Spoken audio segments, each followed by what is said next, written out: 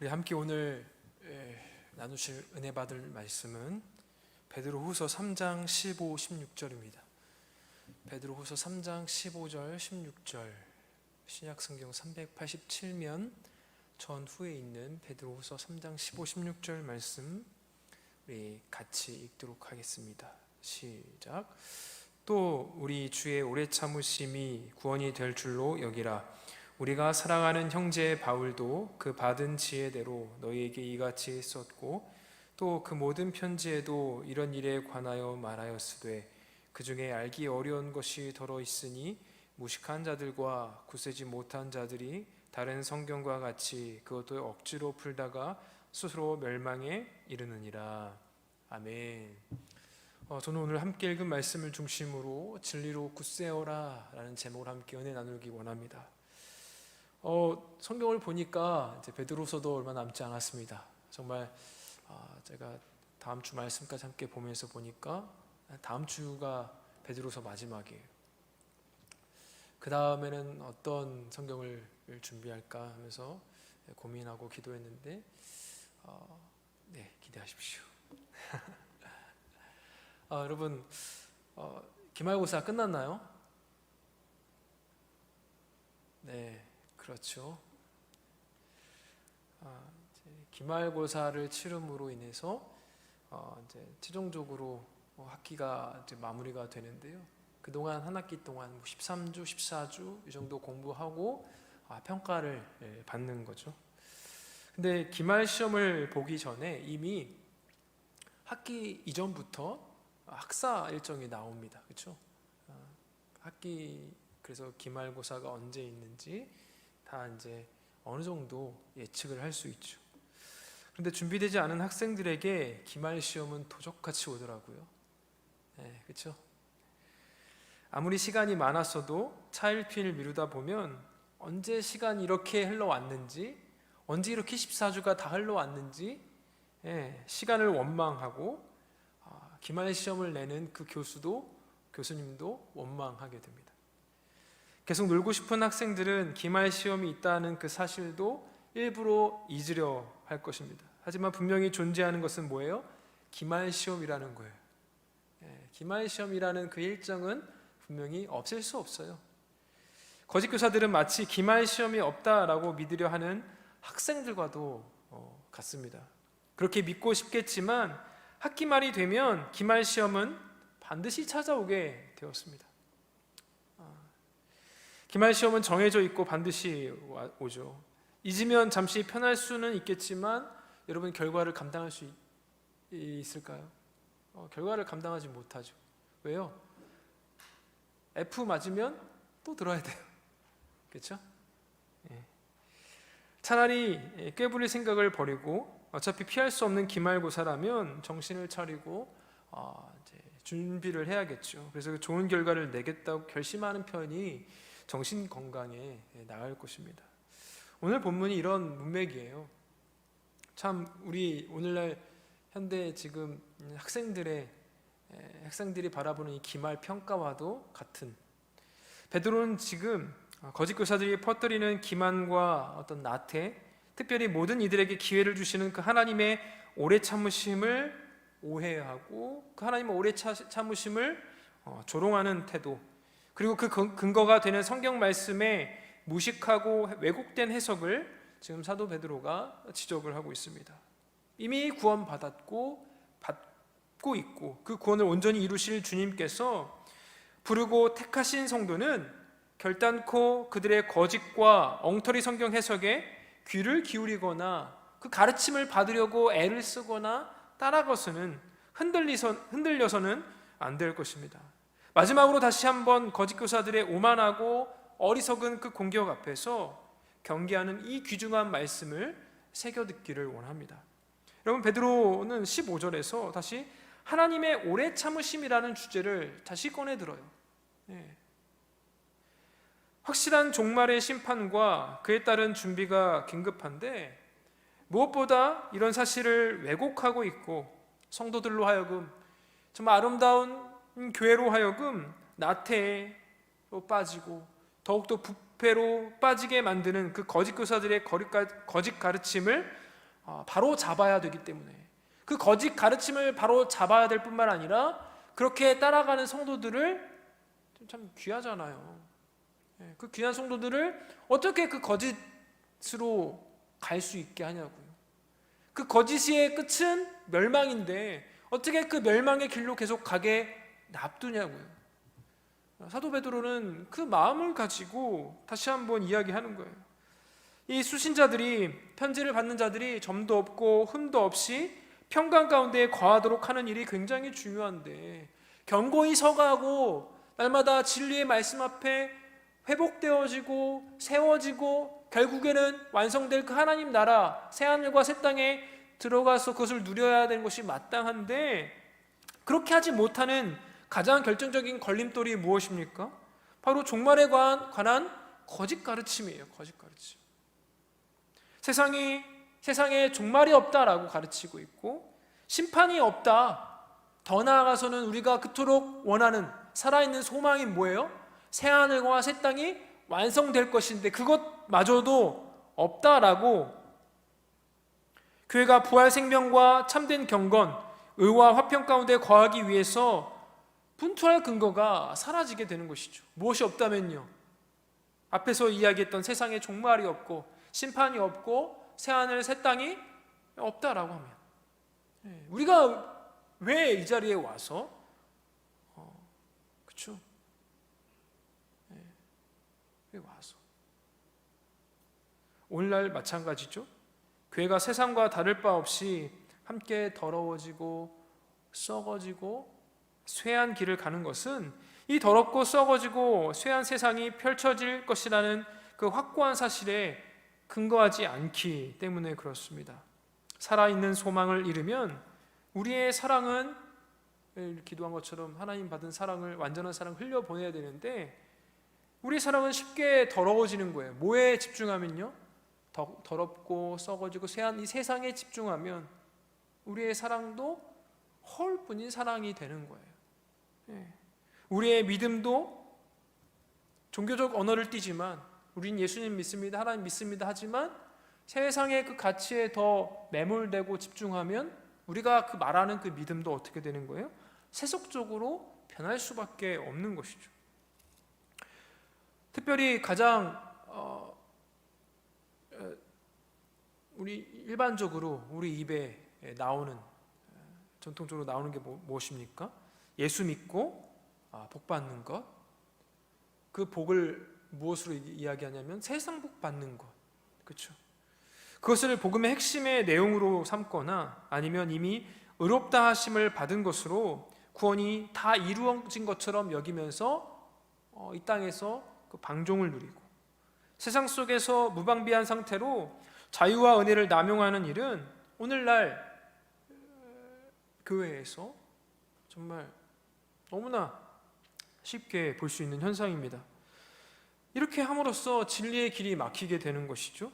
또 하나님의 이름은 언제나 높여져야 되고 날마다 우리가 하나님의 이름을 경배하고 영광 올려드려야 되는데, 오히려 우리의 그러한 잘못된 믿음, 잘못된 어떤 복을 추구하는 것으로 인하여서 하나님의 이름이 더럽혀지고 땅에 떨어지게 되죠. 성도 자신도 세상과 다를 바 없이 되면서 과연 구원이 무엇인지를 되묻게 되는 거예요. 내가 구원받았다라고 하는데 과연 내가 받은 구원이 무엇인가? 구원이 무엇입니까? 베드로는 예수 그리스도로 말미암는 그 구원을 주로 세상을 배경으로 설명을 합니다. 구원이란 썩어지고 더럽고 쇠한 이 세상으로부터 뭐 하는 거? 나가는 것이다. 나가는 것이다. 이거 구약의 이야기를 가지고 이야기해보자면 출애굽하는 것이다. 출애굽하는 것이다. 그리스도인은 이미 그리스도의 죽으심과 부활로 인해서 거듭나 살아있는 소망을 갖게 됨으로써 본질적으로 죄에 갇힌 이 세상으로부터 뭐한 존재예요? 탈출한 존재, 나간 존재예요. 이미 나왔고 지금도 여전히 뭐하고 있는 거예요? 계속 탈출하고 있는 중이에요. 나오고 있는 중인 것이죠. 계속 나와야 되죠. 또 그 마지막 끝날에 완전히 나가게 될 거예요. 어디서부터? 세상의 더러움과 썩어짐과 쇠한 곳으로부터 말이죠. 성도가 이 세상을 나가서 거기 서게 될 그 땅은 우리가 계속 이야기하는 새 하늘과 새 땅, 이것이 이 세상에서 나게 된 교회의 최종 목적지입니다. 교회는 세상에 대하여 이러한 구원관을 명확히 가져야 합니다. 이 땅은 더럽고 썩어지고 쇠한 가치가 아주 가득한 곳이에요. 풍성한 곳, 충만한 곳이란 말이에요. 그런데 하나님 나라가 예수 그리스도로 인하여서 침투함으로 인하여 진리로 회복되어지고 복음으로 회복되어져 가는 중인 것이죠. 다시 기말고사 이야기를 해봅시다. 끝났는데 왜 또 이야기합니까? 통상 학교에서 갑자기 기말고사를 치르지는 않죠. 항상 예고를 해요. 수없이 예고해요. 수없이. 수능의 경우처럼 기말고사가 이르기 전에 여러 번에 걸쳐서 모의고사 같은 종류의 어떤 퀴즈를 보기도 하죠. 중간 평가를 하기도 합니다. 세상의 종말을 예고하신 하나님도 이와 같아요. 그 마지막 날에는 심판의 불이 떨어지지만 그 전에 하나님의 백성과 세상은 수도 없이 예고를 받는데 무엇을 통해서요? 하나님의 말씀, 구원의 말씀 앞에 서는 기회를 날마다 갖습니다. 날마다 가져요. 하나님은 마치 학생들에게 기말고사를 준비시키기 위해서 여러 번에 걸쳐 평가를 하는 어떤 교수와도 같은 거예요. 하나님께서는 종말의 심판의 불이 이 땅에 임해서 모든 것이 다 숨김없이 드러나게 될 그날을 대비해서 지금도 그 불같은 아주 날선 검 같은 무엇으로요? 하나님의 말씀으로 우리 한 사람 한 사람을 세우세요. 말씀을 통하여 우리를 평가하세요. 말씀에 비추어서 우리의 죄악이 무엇인지 다 비추어 내시고 다 드러내세요. 그날에 임할 심판의 불은 하늘과 땅을 태우고 허물고 그 안에 감추어진 모든 것을 낱낱이 드러내 보일 것입니다. 마찬가지로 하나님의 말씀도 그래요. 다른 점이 있다면 하나님의 말씀은 그날이 오기 전에, 그리고 심판하기 위해서가 아니라 우리로 하여금 뭐 하기 위해서요?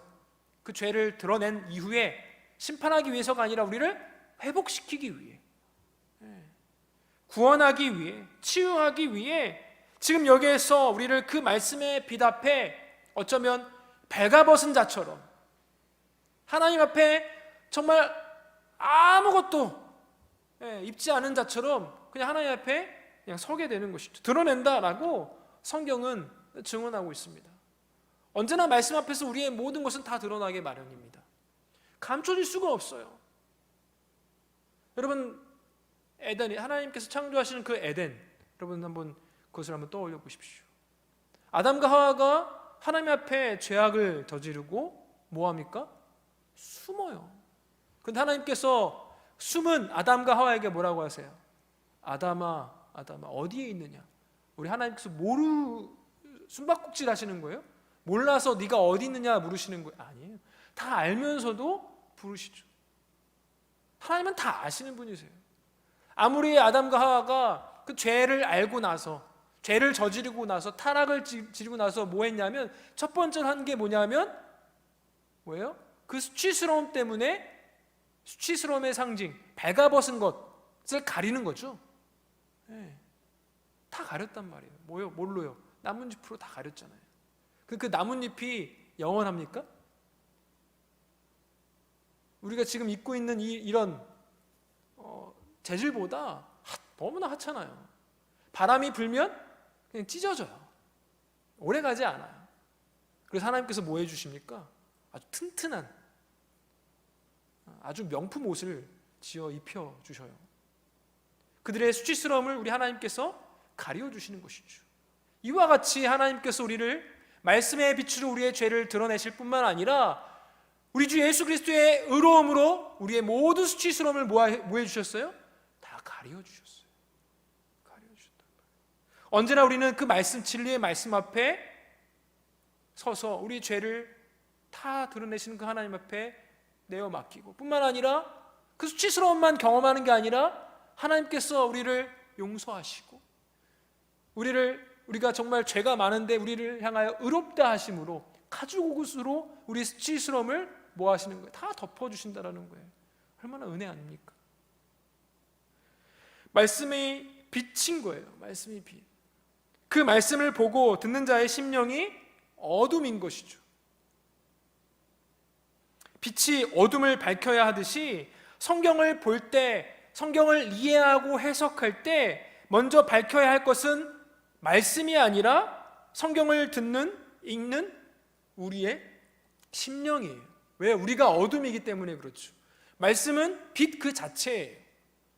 하지만 거짓교사들은 그것을 거꾸로 해요. 자신들이 빛이라는 거죠. 성경은 어둠이라고 이해하는 거예요. 그래서 자기 멋대로 성경을 자기 식대로 제멋대로 성경을 이해하고 읽고 해석을 했습니다. 아주 교만한 태도를 취했죠. 자기 자신들의 경험이나 이성을 빛으로 이야기하면서 하나님의 말씀을 지금 비추고 있는 거예요. 이미 왜곡되고 오염된 인격을 가지고 하나님의 말씀을 대한다는 것은 결국 그들의 더럽고 썩어지고 쇠한 것을 통해서 성경을 보기 때문에 성경을 뭐의 도구로 삼는 거예요? 자기들의 어떤 탐욕의 도구로, 성공의 도구로, 성취의 도구로 하나님의 말씀을 삼는 거예요. 말씀뿐만 아니라 이들은 자신의 성공과 그 모든 안위의 도구로 신앙을, 종교를, 예수를 도구로 삼는 거죠. 그들이 성경을 대하는 태도, 예수를 대하는 태도, 하나님을 대하는 태도가 얼마나 오만하고 무지한지 몰라요.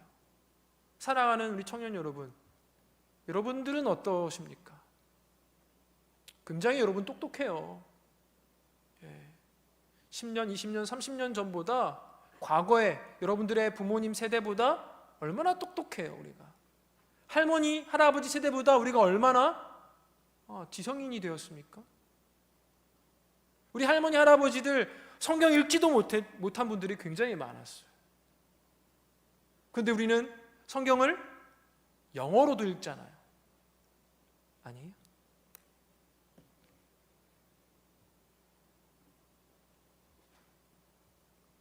그런데 과연 그 하나님의 말씀을 내 지성, 내 이성, 내 경험으로 읽으시는가? 아니면 하나님, 저의 마음은 아둔합니다. 나의 타락한 지성, 나의 타락한 감정과 의지로서는 도무지 하나님의 말씀을 바르게 이해할 재간이 없으니 성령께서 말씀의 빛으로 비추어 주셔서 이해할 수 있도록 도와주십시오 하는 어떤 겸손한 태도가 있으신가요? 이 거짓 교사들은 예수님, 정말 보혈, 성령, 믿음, 생명, 천국, 상급, 봉사, 제사장, 선지자, 구원, 여러 가지 성경적인 종교적인 언어를 다 이야기하지만 그 원래의 문맥 안에서 뜻하는 것과는 전혀 다르게, 하나님께서 의도하는 의미와는 전혀 다르게 상관없이 사용을 했어요. 무엇을 위해서요? 자신들을 위해서, 자신들의 더러움과 자신들의 썩어짐과 쇠한 것을 통하여 자신들의 이익만을 위해서, 자신들의 더러운 그 탐욕을 채우는 방식과 목적을 위해서 그런 종교적 언어들을, 기독교 언어들을 사용했어요. 베드로는 이 거짓 교사들이 이렇게 엉터리로 해석하고 교묘하게 성경을 왜곡하는 이유는 근본적으로는 그들 자신의 더러운 그 탐욕이라고 이야기를 하지만 오늘 본문에 보니까 그 원인은 또한 뭐라고 이야기하냐면 그들은 무식하다. 무식하다. 그냥 정말 직설적으로 얘기해요. 그들은 무식하고 굳세지 못했기 때문이다 라고 이야기를 합니다. 얼마나 무식한 자들이냐, 얼마나 그들은 굳세지 못하느냐. 이런 무식하다라는 것은 뭐냐면 정말 몰라서 글을 몰라서 무식하다, 정보가 쌓이지 않아서 무식하다, 이런 이야기가 아니에요. 이 무식하다라는 것은 훈련을 받지 못했다, 양육을 받지 못했다라는 거예요. 양질의 훈련, 양질의 양육을 훈련받지 못했다라는 거예요. 마치 제자가 권위를 인정받는 그 스승 밑에서 원칙대로 제대로 배우지 못하고 그냥 속성으로 배우려고 하는, 속성, 엉터리로 가르치는 곳에서 대충 배운 것 같은 상태를 가리키는 겁니다. 마치 자동차에 흠집난 곳을 고치거나, 옛날 같으면 이를 치료하거나, 요즘에 뭐 간단한 어떤 성형수술을 하려 치더라도 어떻게 해요? 야매인 곳을 찾아가는 게 요즘에도 있는 것 같습니다. 정식 자동차 정비소를 가서 뭐 돈이 좀 나오더라도 그렇게 고쳐야 되는데 그렇지 않는 것이죠. 돈 때문에.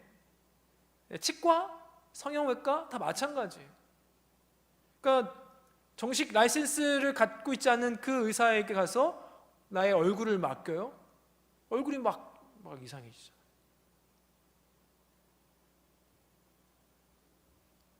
크게 낭패를 보게 돼요. 이와 마찬가지라는 거예요.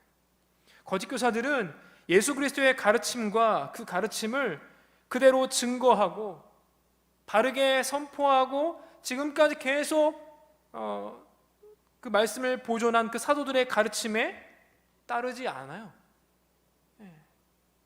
이들의 특징은 무엇입니까? 성경과 교회가 인정하는 그 정통, 그 교리, 정통 교리와 가르침의 권위를 우습게 여기는 거예요. 자신들이 맞다라는 것이죠. 기존 교회, 정통 교회와는 전혀 다른 것을 내가 준비했습니다. 새로운 맛을 한번 보십시오. 우리가 진짜입니다. 이렇게 이야기한 거예요. 이렇듯 무식한 거짓 교사들이 바울 서신의 내용들 가운데 어떤 것을 왜곡하고 악용했는지 명확하지는 않죠. 바울 서신 가운데 어떤 것은 이해하기 힘들고 라고 오늘 본문에서 이야기를 하지만, 이는 쉽게 빨리 선뜻 이해되지 않는 내용들이 있다라는 뜻이에요. 그냥 이해하기 힘들다, 그냥 너무 어렵다라는 말보다는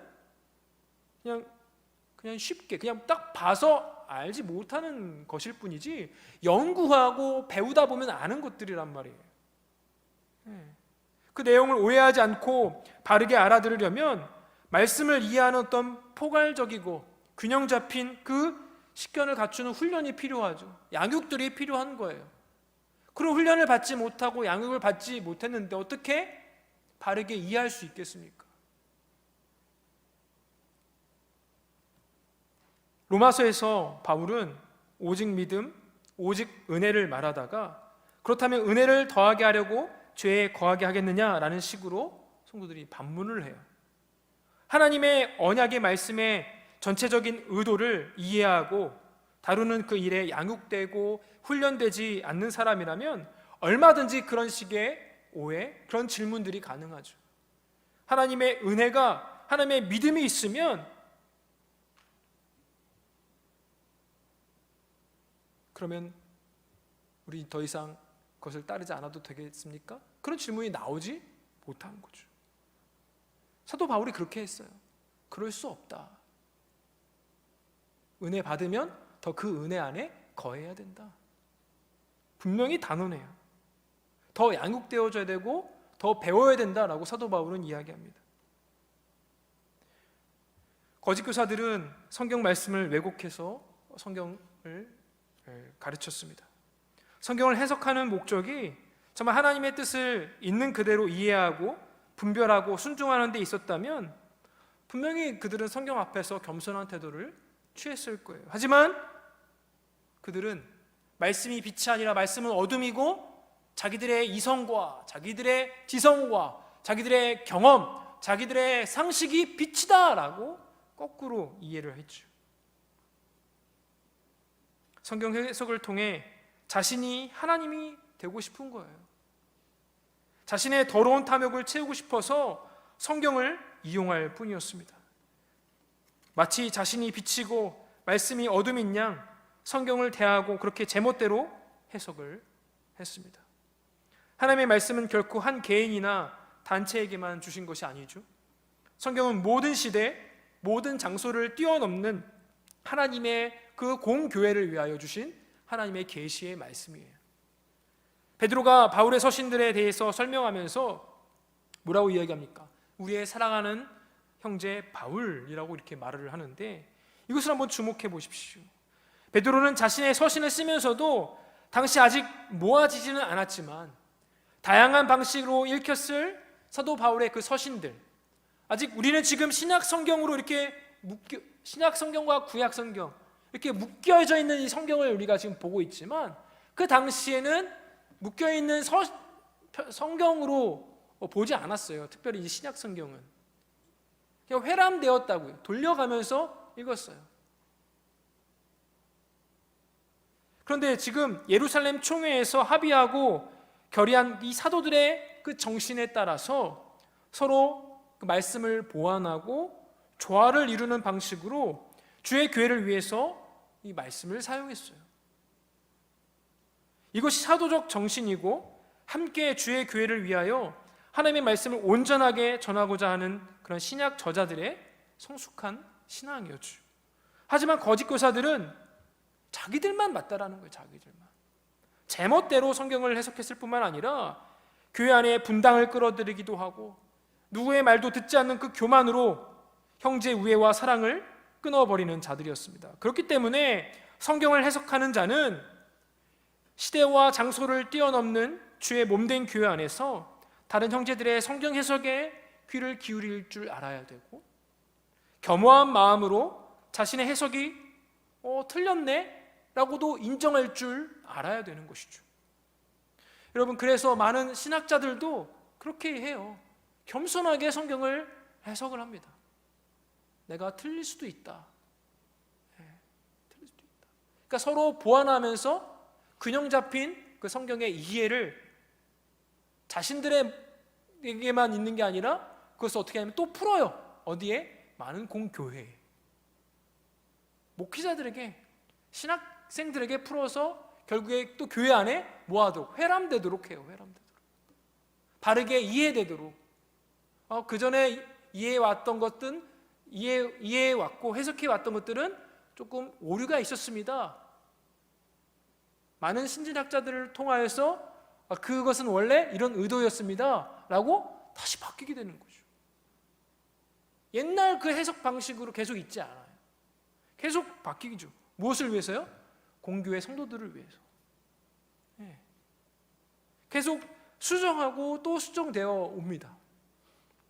여러분, 인간은 죄인이라는 것이 성경이 말하는 어떤 진리죠. 교리죠. 그래서 성경 해석자는 언제나 자신이 자신의 어둠, 시대의 어둠, 영적, 지성, 도덕, 의직적 어둠에 빠져 있다는 그 사실을 인정해야 돼요. 우리는 완벽할 수 없다, 우리는 온전히 거룩할 수 없다라는 것을 인정해야 되는 것이죠. 아무리 영성이 있어도 온전히 완벽하게 하나님을 알 수 있다라는 그런 교만은 있어서는 안 되는 거예요. 그래서 거짓 교사들에게는 사실 이것이 없어요. 자신은 다 하나님을 알 수 있다라는 거예요. 그들은 누구의 말도 듣지 않고 자신이 빛인 것처럼 행세를 했습니다. 그들은 어둠의 권세를 가진 악한 마귀의 종으로 사용된 것이죠. 여러분, 거짓은 마귀의 가장 큰 특징 아닙니까? 거짓 교사들의 가장 큰 특징이 바로 이 거짓이에요. 우리 자신은 언제나 빛이 아닙니다. 우린 빛이 될 수 없어요. 우리는 빛이 될 수 없다고요. 그런데 우리 주님께서 우리에게 뭐라고 하셨어요? 너는 세상의 빛이라, 소금이라. 왜? 우리가 빛을 비출 수 있기 때문에요? 아니요. 예수님 자신이 빛이세요. 말씀이 빛이라고요. 하나님이 빛이라고요. 그 빛을 우리가 받았기에 그것을 우리가 반사하는 자로 살아가는 것이죠. 우린 스스로 빛을 낼 수 있는 존재가 아니에요. 스스로 할 수 있는 건 뭐예요? 그 불을 끄는 것. 어둠을 우리는 어둠일 뿐이죠, 사실. 우리가 빛에 가장 충만할 그때에도 우리는 빛이 아니에요. 언제나 하나님의 말씀의 빛이 우리를 비추기 때문에, 생명의 빛이 우리를 비추기 때문에 우리가 그 빛으로 많은 지체들을 섬기고 많은 이웃들을 향하여 사랑을 흘려보낼 수 있는 것 아니겠습니까? 우리가 말씀을 비출 수 없어요. 우리의 경험, 우리의 상식, 우리의 이성으로 말씀을 비출 수 없죠. 말씀이 항상 우리를 비추어서 우리의 내면에 있는 그 어둠, 우리의 영적인 어둠, 우리의 지성의 어둠, 도덕의 어둠, 감성의 어둠, 모든 의지적 어둠을 하나님의 말씀이 밝혀줄 때 비로소 우리 자신을 이해하게 되고, 비로소 생명을 누리게 되고, 비로소 하나님의 풍성한 삶을 누리게 되는 것입니다. 언제나 말씀의 빛이 우리 자신을 통과해야지만 그런 복된 삶을 살아갈 수가 있는 것이고, 무식한 자로 존재하는 것이 아니라, 언제나 굳세지 못한 자로 존재하는 것이 아니라 하나님을 바르게 알아가고 언제나 굳센 자로 설 수 있는 거예요. 무엇을 통해서요? 말씀의 빛이 우리를 비추어야지만. 언제나 그래서 우리가 말씀을 대할 때마다 이 전제가 필요해요. 우리는 어둠이다, 오직 하나님의 말씀이 빛이다. 그 말씀의 빛이 우리를 비출 때만 비로소 우리가 하나님 백성답게 온전히 살아갈 수 있다. 그러므로 하나님께로부터 온 계시의 말씀인 성경을 이해하고 읽고 듣고 해석함에 있어서 인간의 이성이나 인간의 어떤 정욕적인 의도가 빛이 되어서 그 해석을 인도할 수 없어요. 언제나 하나님의 말씀의 빛으로 우리를 다 바꿔야 돼요. 회복시켜야 되는 것이죠. 우리의 죄악으로, 우리의 탐욕으로 우리의 전인이 다 왜곡되어지고 오염되었어요. 전인이라 함은 우리의 지성과 우리의 감성과 우리의 의지 아니겠습니까? 우리가 아무리 우리의 이성을 가지고 정말 더 좋은 세상을 추구해야지 하더라도 좋은 세상이 펼쳐질 수 없어요. 왜곡되었기 때문에 아무리 우리가 의지적으로 결단하고 할지라도 말씀의 빛이 비추어지지 않고 왜곡된 상태로 계속 있다 하면 언제나 실패만 거듭할 뿐입니다. 주 안에서 사랑하는 청년 여러분, 그래서 우리는 성경을 대하고 읽고 해석할 때마다 그의 약속을 기억해야 하는 성도는 반드시 이것을 기억했으면 좋겠어요. 말씀이 비치고 나는 어둠이다. 이 전제에서 시작을 해야 합니다. 그리고 그 말씀의 빛이 우리의 영적, 지적, 정서적, 의지적 어둠을 모두 밝혀내어서 우리가 온전히 하나님의 형상으로 회복되어질 뿐만 아니라 정말 하나님께서 우리에게 요구하시는 그 하나님의 그 권면과 교훈들을 따라서 하나님 백성답게 살아내게 되는 것이죠. 주 안에서 사랑하는 성도 여러분, 그래서 우리가 그 말씀의 생명으로, 말씀의 빛으로 그 어둠이 치유되고 회복될 때까지 날마다 우리는 그 말씀을 생각하고 그 말씀에 따라 순종하며 기도하기를 계속 반복해야 합니다. 또 다시 묵상하고 또 기다리고 또 순종함으로 우리는 날마다 그 안에서 이제 우리는 알았으니까 무식하지 않잖아요. 이제 알았으니까 굳세게 서 가야 할 것입니다. 성경을 바로 읽고 바로 해석하는 교회가 비로소 그 거룩하고 살아있는 그 영원한 말씀에 의해서 썩지 않고 더럽지 않으며 쇠하지 않는 그 나라 안으로 인도함을 받는 것입니다. 거기에 신성한 성품의 성장이 있을 거예요.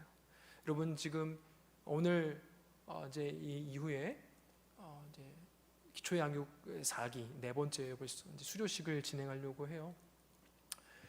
이들이 바로 이러한 훈련들을 하는 거예요.